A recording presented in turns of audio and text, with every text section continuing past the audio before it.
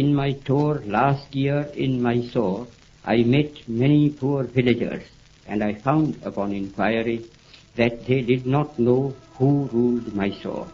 They simply said, some god ruled it. If the knowledge of these poor people was so limited about their ruler, I, who am infinitely lesser in respect to God than they to their ruler, need not be surprised if I do not realize the presence of God, the King of Kings.